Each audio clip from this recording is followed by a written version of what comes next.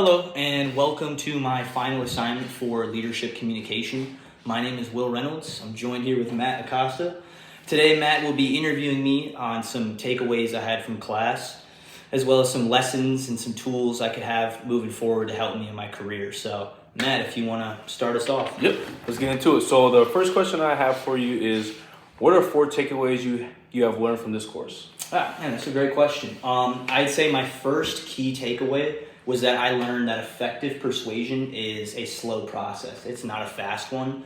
It requires testing, revisiting ideas, co-aligning with your colleagues' needs and concerns. We had a really good article in class. It was by Jay Conger. It was called The Art of Persuasion. Nice. In that article, he just kind of gives you some how-tos to bridge the gap between the point you're trying to persuade and the audience you're persuading to.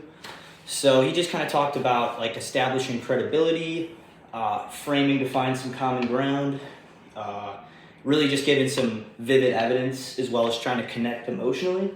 He just said that really helps draw the audience in and just really drive your point home. Nice. Okay. So yeah, I just thought that was a really great takeaway. Okay. The second takeaway that I had was tailor your ideas or your points to better fit a leader's decision-making style. We covered an article in class by Williams and Miller. They covered the 5 specific decision-making styles.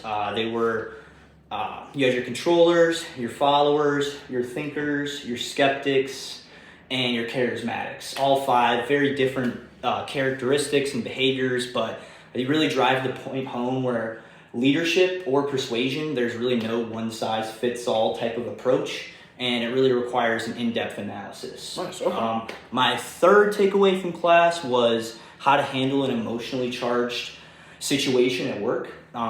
We had a really good article by Friedman in which he kind of tackled the cause behind it. He pointed it out as at work there's a task and a relationship channel that happens at work. When those two kind of sort of, I'd say, invading one another, that's when you get really emotionally charged situations.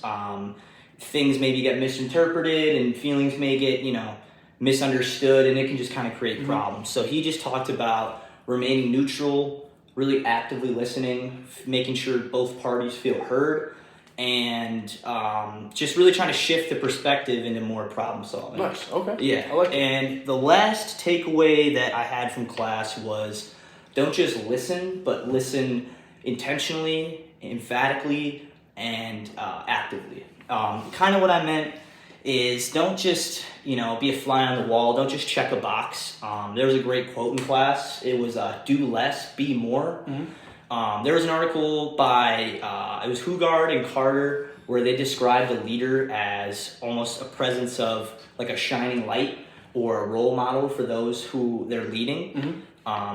I just really thought it just was empowering to, employees that maybe don't have a voice, that they kind of just feel like a box being checked, and they got the courage to kind of speak up and the platform to really contribute. So those are some good takeaways. Nice. I like that. Okay.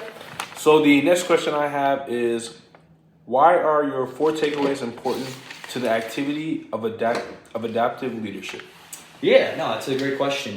So when it comes to the activity of adaptive leadership, I'd say my first takeaway, which was the effective persuasion in the workplace. It's built on trust and support. When you persuade somebody in the workplace, you're not manipulating them. You're collaborating with them to kind of get like a shared vision or like a shared point. So without that, support and trust, there's no moving forward in adaptive leadership either. Like that's really the pillar of being a leader, is you have your followers who, believe in you or inspired to work alongside with you. So I just really think that drove really the importance of the activity. My second point, which was talking about like tailoring your decision-making styles. Just like an organization needs to adapt to how the world changes, you tailoring your point to fit a certain style shows a shared, I would say, flexibility in the fact that it requires understanding different perspectives and adjusting accordingly. So I just really think that was a good connecting point to the activity of adaptive leadership, because as a leader, you're constantly adapting and shifting your approach to whatever gets really thrown at you. You can't really predict the future. You just kind of have to work with what's in front of you. So I agree. Yeah, just shifting and adapting to even the decision-making style shows a skill needed, I'd say, overall as a leader.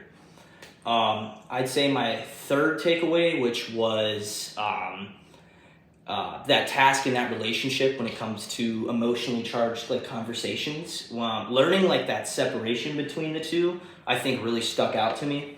The activity of adaptive leadership requires, I'd say, composure to really remain neutral and not really get like risen up by emotions. You really got to be that pillar that keep the pathway clear towards success. And I think effectively diagnosing problems or situations at work and shifting them accordingly is a good connecting relationship between the activity of adaptive leadership and how to handle these like emotionally charged situations. I like that. So the very last question that I have for you is, describe how you can take these 4 takeaways and apply it to your own experience. Yeah, no, that's a great question. So when it comes to, I would say, my first takeaway, which is really about, I would say, that effective persuasion. Going into this class, I had a very cut and dry sort of approach to it. I thought it was, I've given you enough information, now you're just going to have to, now you're on my side. And I realized it's not cut and dry at all. It's a slow process. It involves, retesting and retouching upon ideas, constantly reassuring that everybody in that team feels included and heard. So I think that was a really good takeaway. Also, moving forward in my career, it's going to take, a lot more patience, I'd say, in those higher up roles, especially when it comes time to inspire people to want to work, that I'm leading. My listening skills can definitely use, I would say, an improvement. I think in this class, it's really showed me that I brought it up before, you can't really just check a box. And when it comes to listening to somebody, you got to be really present. You got to emphatically listen to them. You got to really make them feel heard, make them feel like you're coming from a place of understanding instead of, like I said, checking a box. And, I just did my due diligence to hear you out instead of, wanting to hear you out and wanting to hear your side. So I think moving forward in my future leadership roles, that's going to be, a really helpful tool. And I would just say, finally, when it comes to, I would say, fitting that decision-making style, I think it's going to really cause me to, I would say, dig a little deeper in terms of my approach with not only customers in my role, but my employees as well. Yeah. I think I can't really just touch upon things. When it comes to being an adaptive leader, you're constantly shifting perspectives and ideas and, collaborating with different types of people. So I think when it comes to my future roles in leadership, I'm just going to be a lot more intentional and just be much more active and present in my role. So I like that. Yeah. Thank you for tuning in to my final assignment. Thank you, Matt, for helping me out. Thank you.